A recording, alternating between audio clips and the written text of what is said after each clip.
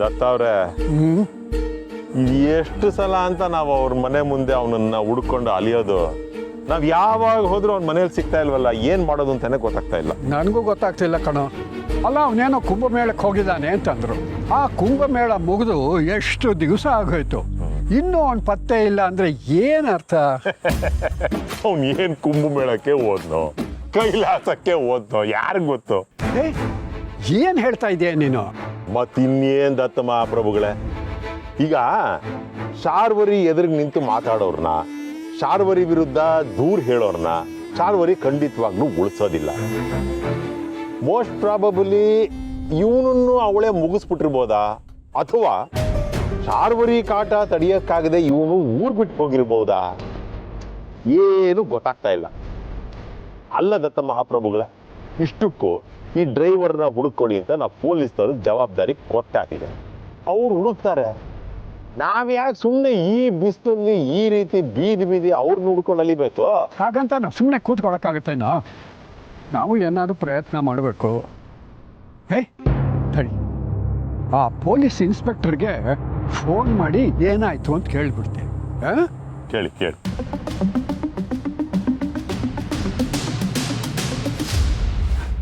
Hello, ಹೇಳಿ ದತ್ತ ಅವ್ರೆ, ನಾನೇ ನಿಮ್ಗೆ ಕಾಲ್ ಮಾಡೋಣ ಅನ್ಕೊಂಡಿದ್ದೆ, ಅಷ್ಟ್ರಲ್ಲಿ ನೀವೇ ಮಾಡಿದ್ರಿ. ಹೌದಾ? ಏನು ವಿಷಯ ಇನ್ಸ್ಪೆಕ್ಟ್ರೆ? ಆ ರೌಡಿ ಬಗ್ಗೆ ಏನಾದ್ರು ಗೊತ್ತಾಯ್ತಾ ನಿಮಗೆ? ಹೌದು, ಅದೇ ವಿಷಯ ಹೇಳೋಣ ಅನ್ಕೊಂಡಿದ್ದೆ. ಓ, ಆ ರೌಡಿ ಉತ್ತರ ಪ್ರದೇಶದಲ್ಲಿ ಇದ್ದಾನೆ ಅಂತ ನಮಗ್ ಕ್ಲೂ ಸಿಕ್ಕಿದೆ. ಓ, ನಮ್ಮ ಟೀಮು ಅಲ್ಲಿಗೆ ಹೋಗಿದ್ದಾರೆ, ಅವ್ರ ಜೊತೆ ಕಮ್ಯುನಿಕೇಟ್ ಮಾಡ್ತಿದ್ದಾರೆ. ಆದಷ್ಟು ಬೇಗ ಅವನ್ ಸಿಗಬಹುದು. ಜೊತೆಗೆ ಅವನ್ ಮಗ ಕೂಡ ಎಲ್ಲೋ ವೇಷ ಮರೆಸ್ಕೊಂಡು ಅಲಿತಾ ಇದ್ದಾನೆ. ಅವರಿಬ್ಬರನ್ನ ಹಿಡಿಯಕ್ಕೆ ಎಲ್ಲಾ ರೀತಿನೂ ವ್ಯವಸ್ಥೆಗಳಾಗಿದೆ. ಅಯ್ಯೋ, ಹೌದಾ? ಎಂಥ ವಿಷಯ ಹೇಳಿದ್ರಿ ಇನ್ಸ್ಪೆಕ್ಟ್ರೆ. ಅವ್ರು ಸಿಗ್ತಾ ಇದ್ದಾಗೇನೆ ದಯವಿಟ್ಟು ನನಗೆ ಇನ್ಫಾರ್ಮ್ ಮಾಡ್ತೀರಾ ಪ್ಲೀಸ್? ಖಂಡಿತ ದತ್ತ ಅವರೇ, ಅವರಿಂದ ತುಂಬಾ ಸಾಕ್ಷಿಗಳು ಸಿಗಬೇಕು. ಅವ್ರು ಸಿಕ್ತಿದ್ದ ಹಾಗೆ ನಿಮಗ್ ನಾನು ಕಾಲ್ ಮಾಡ್ತೀನಿ. ನಮಸ್ಕಾರ. ನಮಸ್ಕಾರ. Thank you. ಏನಂತೆ ದತ್ತ ಮಹಾರಾಜರೇ? ಜುಗ್ಗ, ಆ ಶಾರ್ವರಿ ಅಂತ್ಯಕಾಲ ಹತ್ರ ಬಂತು ಕಣೋ. ರೌಡಿ ಅವ್ರ ಅಪ್ಪ ಎಲ್ಲಿದ್ದಾರೆ ಅಂತ ಪೊಲೀಸ್ನವ್ರಿಗೆ ಗೊತ್ತಾಗಿದೆಯಂತೆ. ಈಗ ಅವರಿಬ್ಬರನ್ನ ಹಿಡಿಯೋದಕ್ಕೆ ಒಂದು ದೊಡ್ಡ ಪೊಲೀಸ್ ಟೀಮ್ ಹೋಗ್ತಾ ಇದೆಯಂತೆ. ಇದೇ ಖುಷಿನ ಸೆಲೆಬ್ರೇಟ್ ಮಾಡೋದಿಕ್ಕೆ ದತ್ತ ಅವ್ರೆ, ಅಲ್ಲಿ ನೋಡಿ ಎಷ್ಟು ದಪ್ಪ ಕಲ್ಲಂಗಡಿ ಇಟ್ಕೊಂಡಿದ್ದಾರೆ. ಒಂದ್ ತಗೊಂಬಂದು ಜ್ಯೂಸ್ ಮಾಡ್ಕೊಂಡು ಕುಡ್ಕೊಂಡ್ಬಿಡೋಣ. ನಿನ್ ಜೀವನ ಎಲ್ಲ ಇಷ್ಟ ಆಗೋಯ್ತಾ? ತಿನ್ನು ಕುಡಿ. ಅಯ್ಯ, ಇನ್ನೇನಿದೆ, ಬನ್ನಿ. ಎಕ್ಸಾಮ್ ಅಂತೂ ಚೆನ್ನಾಗಿ ಮಾಡಿದ್ದೀನಿ. ರಿಸಲ್ಟ್ ಬಂದ್ಮೇಲೆ ಮುಂದೆ ಏನಾಗುತ್ತೋ ನೋಡಬೇಕು. ನಂದಂತೂ ಈ ಕಡೆ ಎಕ್ಸಾಮ್ ಅಪ್ಪ, ನನ್ನ ಕೈಲಿ ಇನ್ನೂ ಓದೋಕ್ಕಾಗಲ್ಲ. ಮತ್ತೇನೇನು, ಮದ್ವೆನೂ ಆಗಲಿಲ್ಲ, ಓದಕ್ಕೂ ಆಗಲ್ಲ ಅಂತಿದ್ಯಾ? ಹಾಗಿದ್ರೆ ನಮ್ಮ ಜೊತೆ ಸುತ್ತಾಡಕ್ ಬರ್ತೀಯಾ?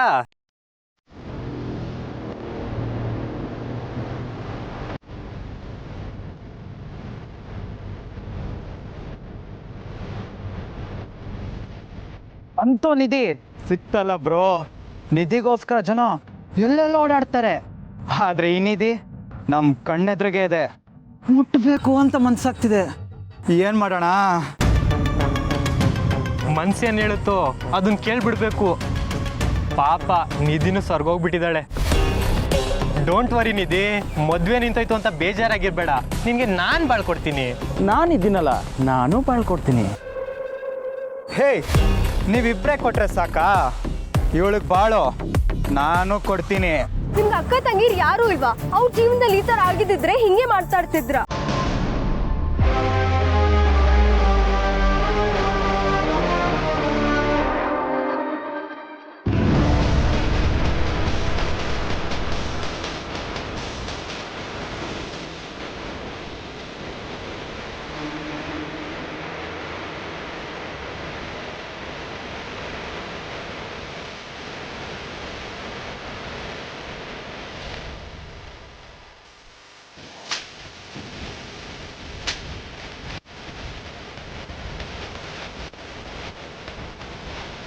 ಗುರು, ನೀನು ಸೀನಿಯರ್ ಅಂತ ಸುಮ್ಮನೆ ಇದ್ದೀನಿ, ಅಷ್ಟಕ್ಕೂ ನೀನ್ ಯಾಕೆ ವಿಷಯದಲ್ಲಿ ತಲೆ ಹಾಕ್ತಿದ್ಯಾ? ನಿಮ್ಮಿಬ್ರು ಮದ್ವೆ ನಿಂತೋಗಿದ್ಯಲ್ಲ, ಅದು ಅಲ್ದೆ ಬೇರೆ ಹುಡುಗಿ ಜೊತೆ ನಿನ್ ಮದ್ವೆ ಫಿಕ್ಸ್ ಆಗಿದ್ಯಲ್ಲ.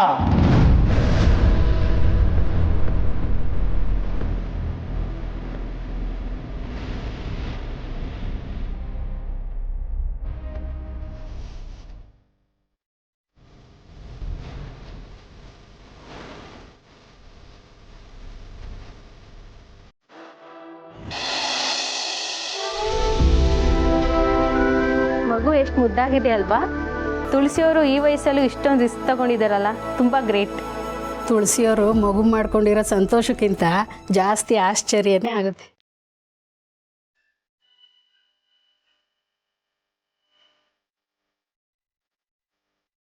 ಮಗು ತುಳಸಿಯವ್ರದ್ದೇ ಆದರೂ ಪೂರ್ಣಿನೇ ಆರೈಕೆ ಮಾಡ್ತಿರೋ ಹಾಗಿದೆ. ಹೌದು, ಮಗುಗಾರೈಕೆ ಪೂರ್ಣಿನೇ ಮಾಡ್ತಾ ಇದ್ದಾಳೆ. ಯಾಕೆಂದರೆ ಮಗು ತಾಯಿ ಪೂರ್ಣಿನೇ. ಚೆನ್ನಾಗಿ ಹೇಳಿದ್ರಿ. ಬಾಯಿ ಮಾತಿಗೆ ಪೂರ್ಣಿನ ತಾಯಿ ಅಂತ ಹೇಳ್ತೀರಾ, ಆದ್ರೆ ಎತ್ತು ತಾಯಿ ನೀವೇ ತಾನೇ. ಮಗು ಬರ್ತ್ ಸರ್ಟಿಫಿಕೇಟಲ್ಲೂ ನಿಮ್ಮ ಹೆಸರೇ ಇರುತ್ತೆ. ಮಗು ಬೆಳೆದು ದೊಡ್ಡವಳಾದ್ಮೇಲೆ ಎಲ್ಲ ಕಡೆನೂ ಮಾಧವರು ನೀವೇ ತಂದೆ ತಾಯಿ ಆಗ್ತೀರಾ ಅಲ್ವಾ? ಪೂರ್ಣಿ ಪ್ರೀತಿ ತೋರಿಸ್ಬೋದಷ್ಟೇ, ತಾಯಿ ಅನ್ನಿಸ್ಕೊಳಕ್ಕೆ ಹೇಗೆ ಸಾಧ್ಯ? ಏನೇ ಹೇಳಿ, ಮಗು ಮಾತ್ರ ತುಂಬ ಮುದ್ದಾಗಿದೆ.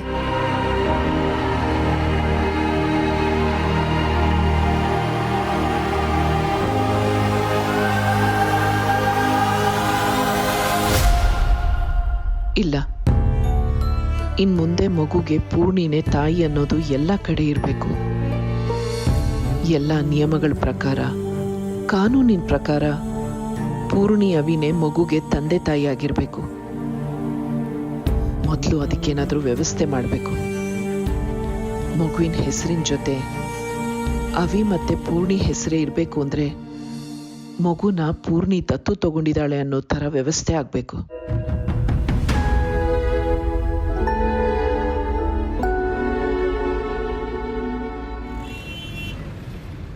ಮದುವೆ ಅನ್ನೋದು ನಮ್ಮ ಪರ್ಸ್ನಲ್ ಮ್ಯಾಟ್ರು. ಇದರಲ್ಲಿ ಮಧ್ಯೆ ಬರದೇ ಇದ್ರೇ ಒಳ್ಳೆಯದು. ಇಲ್ಲ ಅಂದರೆ ಬಾಗ್ರು ಇಬ್ರು ಮೆಂಟ್ಲುಗಳೇ, ಹೋಗೋಣ.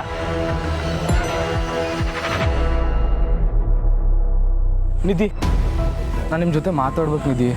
ಮಾತಾಡೋದಕ್ಕೆ ಏನಿದೆ? ನಾನು ನಿಮಗೆ ಮೊದಲೇ ಹೇಳಿದ್ದೆ, ನಂಗೆ ನಿಮ್ಮ ಜೊತೆ ಮಾತಾಡೋಕ್ಕೆ ಇಷ್ಟ ಇಲ್ಲ. ಇನ್ಫ್ಯಾಕ್ಟ್ ನಿಮ್ಮ ಮುಖ ನೋಡೋಕ್ಕೆ ಇಷ್ಟ ಇಲ್ಲ.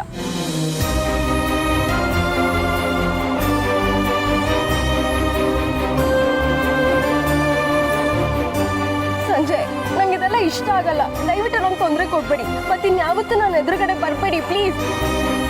ಅಷ್ಟೇ ಅಲ್ಲ, ನನ್ನ ಜೀವನದಲ್ಲೇ ಬರಬೇಡಿ. ನಿಧಿ, ಒಂದು ನಿಮಿಷ ನನ್ನ ಮಾತು ಕೇಳಿ. ಬೇಕಾಗಿಲ್ಲ, ನಿಮ್ ಜೊತೆ ಮಾತಾಡೋ ಅವಶ್ಯಕತೆ ನನಗಿಲ್ಲ. ಬಿಡಿ ನನ್ನ.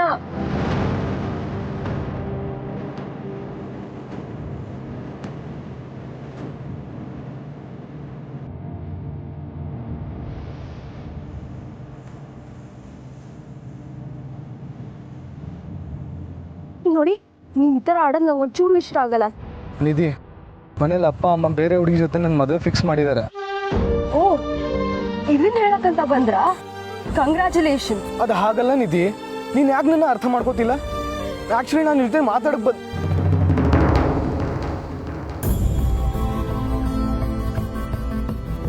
ಹೋಗಿ ಕಾರಲ್ಲಿ ಕೂತ್ಕೊಳ್ಳಿ.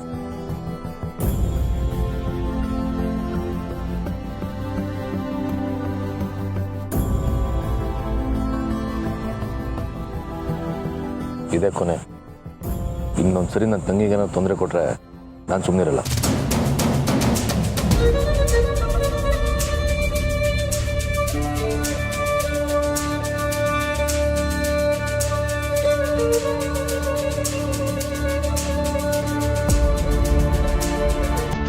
ಏನ್ ನಡೀತಿದೆ ಇಲ್ಲಿ? ಸಂಜಯ್ ಅಂದ್ರೆ ನಿಮ್ಗೆ ಇಷ್ಟನಾ?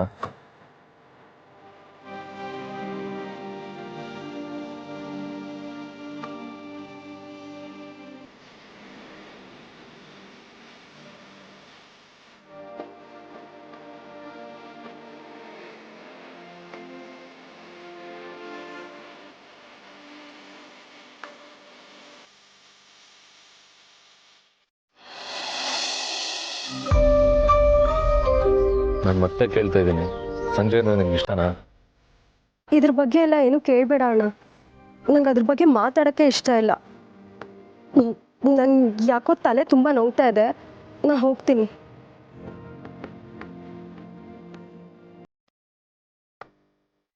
ನಿಧಿ, ಏನಾಯ್ತು? ಯಾಕೊಂಥರ ಇದೆಯಾ? ಹುಷಾರಾಗಿದೆಯಾ ತಾನೆ?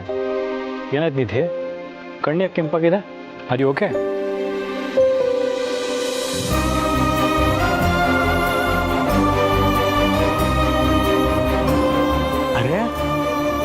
ಚಿನ್ಕುಳ್ಳಿ ಯಾಕೆ ಹೀಗಿದ್ದಾಳೆ?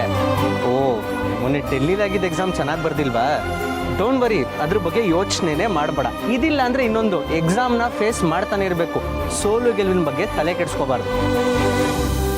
ಅವರು ಡೆಲ್ಲಿಲಿ ಬರೆದಿರೋ ಎಕ್ಸಾಮ್ ಬಗ್ಗೆ ಯೋಚನೆ ಮಾಡ್ತಾ ಇಲ್ಲ, ಅವ್ರ ಜೀವನದಲ್ಲಿ ಬರೆದಿರೋ ಪರೀಕ್ಷೆ ಬಗ್ಗೆ ಯೋಚನೆ ಮಾಡ್ತಾ ಇದ್ದಾರೆ. ಅವ್ರಿಗೆ ಪರೀಕ್ಷೆ ಸೋತೋದ್ರೆ ಕಳ್ಕೊಳ್ಳೋದು ಮಾರ್ಕ್ಸ್ನಲ್ಲ, ಪ್ರೀತಿ, ಮದುವೆ.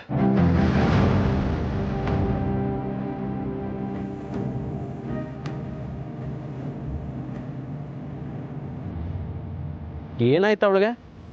ಯಾಕೆ ಇಷ್ಟೊಂದು ದುಃಖದಲ್ಲಿದ್ದಾಳೆ? ಸಮರ್ಥ್, ನಿಧಿನ ಯಾರಾದರೂ ಏನಾದರೂ ಅಂದ್ರ? ನೀನು ನಿಧಿ ಮದುವೆ ಬಗ್ಗೆ ಏನು ಹೇಳ್ತೀಯ? ನಾವೀಗ ನಿಧಿ ಮದುವೆ ಬಗ್ಗೆ ಗಮನ ಕೊಡ್ಬೇಕಣ್ಣ. ಇವತ್ತು ಕಾಲೇಜ್ ಹತ್ರ ನಿಧಿ ಮನೇಲಿ ಅಪ್ಪ ಅಮ್ಮ ಬೇರೆ ಹುಡುಗಿ ಜೊತೆ ನನ್ನ ಮದುವೆ ಫಿಕ್ಸ್ ಮಾಡಿದ್ದಾರೆ. ಸಂಜೆ ಅಂದರೆ ನಿಮ್ಗೆ ಇಷ್ಟನಾ?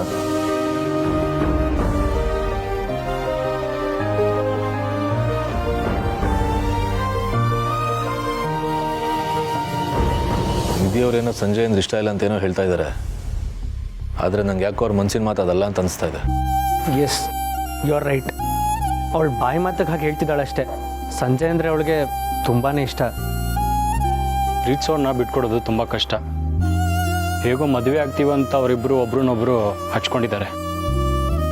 ಹೌದು ಬ್ರೋ, ಅವರಿಬ್ಬರು ಒಂದಾಗಬೇಕು ಅನ್ನೋದೇ ನನ್ನ ಆಸೆ. ಸಂಜೆ ಒಳ್ಳೆ ಹುಡುಗನೇ. ಹೌದು, ನನಗೂ ಅದೇ ಆಸೆ.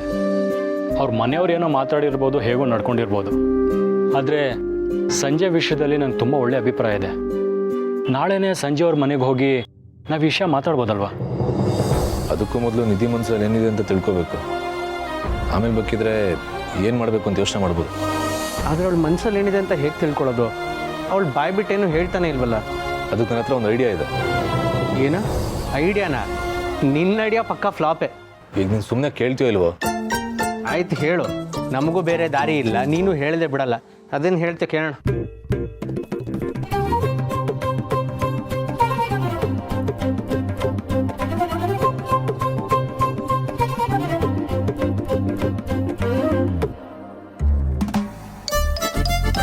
ಐಡಿಯಾ ಏನೋ ನನಗೆ ಇಷ್ಟ ಆಗಲಿಲ್ಲ, ಆದರೂ ವರ್ಕ್ ಆಗ್ಬೋದು ಅಂತೇನೋ ಅನಿಸ್ತಾ ಇದೆ.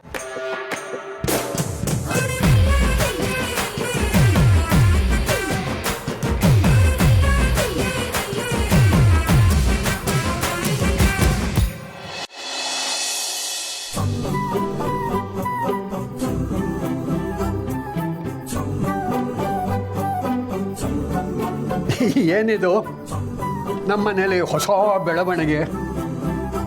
ದೊಡ್ಡವರೆಲ್ಲ ಪುಟ್ಟ ಮಕ್ಕಳ ಹಾಗೆ ಹುಂಡಿ ಇಟ್ಕೊಂಡು ಅದರಲ್ಲಿ ದುಡ್ಡು ತುಂಬಿಸ್ಕೊಂಡು ಏನು ನಡೀತಿದೆ? ಹೌದು ತಾತ, ಬ್ಯಾಂಕಲ್ಲಿ ದುಡ್ಡಿಡೋದಕ್ಕೂ ಹುಂಡಿಲಿ ದುಡ್ಡು ಕೂಡಿಡೋದಕ್ಕೂ ತುಂಬ ವ್ಯತ್ಯಾಸ ಇದೆ. ಬ್ಯಾಂಕಲ್ಲಿ ನಾವು ದುಡ್ಡಿಟ್ರೆ ನಮಗೆ ಗೊತ್ತಿದ್ದೋ ಗೊತ್ತಿಲ್ಲದೇನೋ ಖರ್ಚು ಮಾಡಿಬಿಡ್ತೀವಿ, ಆದರೆ ಹುಂಡಿಲಿಟ್ರೆ ಭದ್ರವಾಗಿರುತ್ತೆ. ಹೌದು, ಆದರೆ ಇಷ್ಟೊಂದು ದುಡ್ಡಿನ ಅವಶ್ಯಕತೆ ಆದರೂ ಏನಿದೆ ಅಂತ. ತಾತ, ಅಮ್ಮ ನಮಗೋಸ್ಕರ ಎಷ್ಟೆಲ್ಲ ಕಷ್ಟಪಟ್ಟಿದ್ದಾಳೆ, ಏನೆಲ್ಲ ತ್ಯಾಗ ಮಾಡಿದ್ದಾಳೆ. ಅಮ್ಮ ನಮ್ಮನ್ನ ಎಷ್ಟು ಚೆನ್ನಾಗಿ ನೋಡ್ಕೊಂಡಿದ್ದಾಳೆ. ಆದರೆ ನಾವು ಮಾತ್ರ ಅಮ್ಮಂಗೋಸ್ಕರ ಏನೂ ಮಾಡಿಲ್ಲ. ಅದಕ್ಕೆ ಈ ಹುಂಡಿ ದುಡ್ಡನ್ನೆಲ್ಲ ಅವಳು ಕೊಡಬೇಕು ಅಂತಿದ್ದೀಯಾ? ತಾತ, ಅಮ್ಮಂಗೆ ನಾ ದುಡ್ಡು ಕೊಟ್ಟರೆ ಇಸ್ಕೋತಾಳ? ಅಷ್ಟಕ್ಕೂ ಅಮ್ಮಂಗೆ ದುಡ್ಡಿನ ಅವಶ್ಯಕತೆ ಏನಿದೆ ಹೇಳು? ಆ ಮನೆಗೆ ಮಹಾಲಕ್ಷ್ಮಿ ಥರ ಹೋಗಿರೋ ಅಮ್ಮನ ಮಹಾರಾಣಿ ಥರ ಎಲ್ಲರೂ ನೋಡ್ಕೋತಿದ್ದಾರೆ. ಅಂಥದ್ರಲ್ಲಿ ನಾನು ಅಮ್ಮಂಗೆ ದುಡ್ಡು ಕೊಡೋಕ್ಕಾಗತ್ತಾ? ಈ ದುಡ್ಡು ಅಮ್ಮಂಗೆ ಕೊಡೋಕ್ಕಲ್ಲ, ನನ್ನ ಆಸೆ ಈಡೇರಿಸ್ಕೊಳಕ್ಕೆ. ಏನಂದೆ? ನಿನ್ನ ಆಸೆ ಈಡೇರಿಸ್ಕೊಳಕ್ಕ ಸೊಸೆ ಮುದ್ದು? ಇಷ್ಟೊತ್ತು ನಿಮ್ಮ ಅಮ್ಮನ ಬಗ್ಗೆ ಇಷ್ಟಿಷ್ಟುದ್ದ ಭಾಷಣ ಮಾಡಿ ಈಗ ಇದ್ದಕ್ಕಿದ್ದ ಹಾಗೆ ನನ್ನ ಆಸೆ ಈಡೇರಿಸ್ಕೊಳಕ್ಕೆ ಅಂತಿದ್ಯಲ್ಲಮ್ಮ, ಹಾಗಂದ್ರೆ ಹೇಗೆ? ಹೌದು, ವಿಷಯ ಅಮ್ಮಂದು, ಆಸೆ ನಂದು.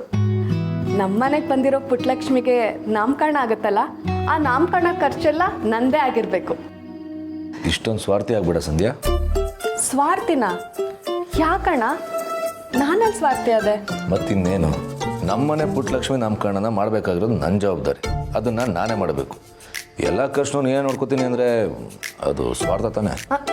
ನಿನ್ ಮಾತ್ರ ಇನ್ನೇನೋ ಇಡೀ ನಾಮಕರಣ ಜವಾಬ್ದಾರಿನೂ ನೀನೇ ಮಾಡಬೇಕು ಅಂತಂದ್ರೆ ಅದು ಸ್ವಾರ್ಥ ಅಲ್ವಾ? ಅಣ್ಣ ಪ್ಲೀಸ್ ಅಣ್ಣ, ಇದು ಒಂದು ಅವಕಾಶನ ನನಗೆ ಕೊಟ್ಬಿಡು. ನಾನು ನಾಮಕರಣನ ತುಂಬ ಚೆನ್ನಾಗಿ ಮಾಡ್ತೀನಿ. ಅದೆಲ್ಲ ಆಗಲ್ಲ. ಅದೆಷ್ಟೇ ಕಷ್ಟ ಆದರೂ ಪರವಾಗಿಲ್ಲ, ಧಾಮ್ಧೂಮ್ ಅಂತ ನಾಮಕರಣನ ನಾನೇ ಮಾಡ್ತೀನಿ. ಅದಕ್ಕೋಸ್ಕರ ದುಡ್ಡು ಅರೇಂಜ್ ಮಾಡ್ತಿದ್ದೀನಿ. ಬಂದ್ಬಿಡು. ಏನು ಮಕ್ಕಳು ನೀವು, ತಾಯಿನ ಸಂತೋಷ ಪಡಿಸೋದಕ್ಕೆ ಅಂತ ನಾ ಮುಂದು ತಾ ಮುಂದು ಅಂತ ಜಗಳ ಆಡ್ತಿದ್ದೀರಲ್ಲ. ನಿಮ್ಮಂಥ ಮಕ್ಕಳನ್ನು ಪಡೆಯೋದಕ್ಕೆ ನಿಜವಾಗ್ಲೂ ತುಳಸಿ ಪುಣ್ಯ ಮಾಡಿದ್ಲು ಕಣೋ, ಪುಣ್ಯ ಮಾಡಿದ್ಲು. ತಾತ ಏನು ಹೇಳ್ದೆ ಇನ್ನೊಂದ್ಸತಿ ಹೇಳು. ನಿಮ್ಮಂಥ ಮಕ್ಕಳನ್ನು ಪಡೆಯೋದಕ್ಕೆ ನಮ್ಮ ತುಳಸಿ ತುಂಬ ಪುಣ್ಯ ಮಾಡಿದ್ಲು ಅಂತಂದೆ. ಸಾರ್ಥಕ ಆಯ್ತು ತಾತ. ಈ ಕ್ಷಣ ನನ್ನ ಪ್ರಾಣ ಹೋದ್ರೂ ಪರವಾಗಿಲ್ಲ. ಬಿಡ್ತವನು ಯಾಕೆ ಆ ಥರ ಎಲ್ಲ ಮಾತಾಡ್ತೀಯ? ಇಲ್ಲ ತಾತ, ಇವ್ರ ಮಾತು ಕೇಳಿ ಇಷ್ಟು ದಿನ ನಿಮ್ಗಾಗ್ಲಿ, ಈ ಮನೆಗಾಗ್ಲಿ, ಅಮ್ಮಂಗಾಗ್ಲಿ ಏನೆಲ್ಲ ಸುಳ್ಳು ಹೇಳಿದ್ದೆ, ಎಷ್ಟೆಲ್ಲ ಅನ್ಯಾಯ ಮಾಡಿದ್ದೆ. ಆಗ ನೀನು ತುಳಸಿ ಮಗಳಾಗಿರೋಕೆ ಲಾಯಕ್ಕಿಲ್ಲ ಅಂತ ಹೇಳಿದ್ದೆ. ಆದರೆ ಈಗ ನೀನೇ ನಮ್ಮಂಥ ಮಕ್ಕಳನ್ನ ಪಡೆಯೋಕೆ ಅಮ್ಮ ಪುಣ್ಯ ಮಾಡಿದಾಳೆ ಅಂತ ಹೇಳ್ತಿದ್ಯಾ. ಇದಕ್ಕಿಂತ ಜೀವನದಲ್ಲಿ ಕೆಲವು ಇನ್ನೇನಿದೆ ತಾತ. ಆದರೆ ಸತ್ಯ ಏನು ಗೊತ್ತಾ, ನಿನ್ನಂಥ ತಾತನ ಪಡೆಯೋಕೆ, ಅಂತ ಅಮ್ಮನ ಪಡೆಯೋಕೆ ನಾವು ಅದೃಷ್ಟ ಮಾಡಿದ್ದೀವಿ. ಆಯ್ತಾಯ್ತು, ಎಲ್ಲರೂ ಅದೃಷ್ಟವಂತರೆ. ಇವಾಗ ನಾವಿಬ್ರು ಒಂದು ಒಪ್ಪಂದ ಬರೋಣ. ನಾಮಕರಣನ ನಾನಿನ್ನೂ ಸೇರೆ ಮಾಡೋಣ. ಆದರೆ ಏನೇ ಖರ್ಚಿದ್ರು 50-50, ಓಕೆನಾ? ಓಕೆ ಅಣ್ಣ, ನನ್ನ ಹತ್ರ ಇನ್ನೂ ಸ್ವಲ್ಪ ದುಡ್ಡಿದೆ. ಹುಂಡಿಗೆ ದುಡ್ಡು ಹಾಕ್ತಿರೋದು ಭದ್ರವಾಗಿರಲಿ ಅಂತ. ಇದರಲ್ಲಿ ಏನಾದರೂ ₹1 ಕಮ್ಮಿ ಆಯ್ತೋ ನಾನು ಭದ್ರಕಾಳಿ ಆಗ್ಬಿಡ್ತೀನಿ. ಇಲ್ಲಮ್ಮ, ಖಂಡಿತವಾಗ್ಲೂ ಆ ಹುಂಡಿಯಿಂದ ಒಂದೇ ₹1 ಕೂಡ ತೆಗಿಯಲ್ಲ. ನನಗೆ ಗೊತ್ತಮ್ಮ, ನೀನು ಕಾಳಿ, ಆ ಹುಂಡಿಯಿಂದ ದುಡ್ಡು ತೆಗೆದ್ರೆ ಭದ್ರಕಾಳಿ ಆಗ್ತೀಯ ಅಂತ. ಖಂಡಿತವಾಗ್ಲೂ ಅದ್ರ ಹತ್ರ ಕೂಡ ಸುಳಿಯಲ್ಲ.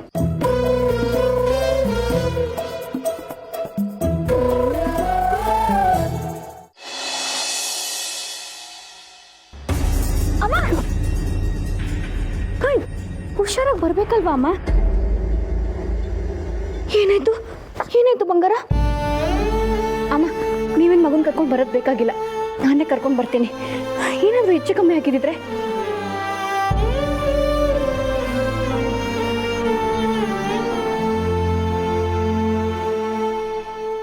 ಅಮ್ಮ,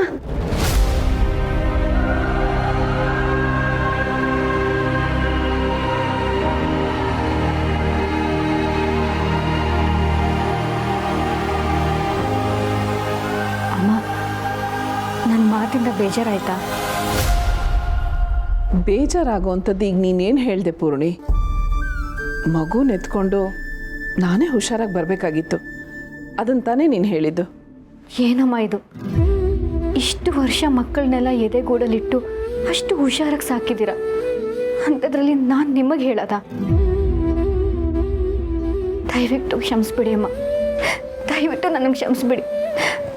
ನಾನು ಯಾಕೆ ಹೀಗೆ ಆಡ್ತಿದ್ದೀನಿ ಅಂತ ನನಗೆ ಗೊತ್ತಾಗ್ತಿಲ್ಲ. ಬರೀ ನನ್ನಿಂದ ನಿಮಗೆ ಬೇಜಾರು ಆಗ್ತಾನೆ ಇದೆ.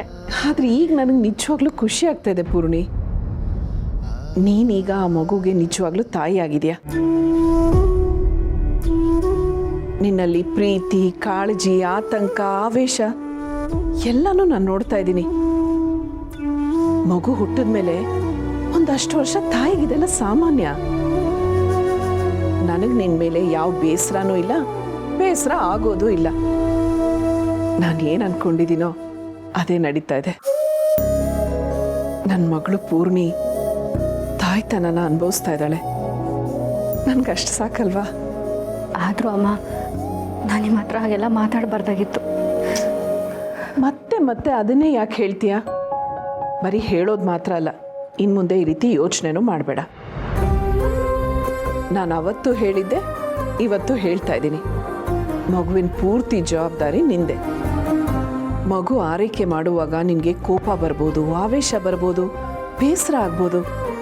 ಇದನ್ನೆಲ್ಲ ಮನೆಯವರು ಸಹಿಸ್ಕೋಬೇಕು. ಇದೆಲ್ಲ ತಾಯಿ ಲಕ್ಷಣ. ಹೋಗಿ ಮಗು ನೋಡ್ಕೊ.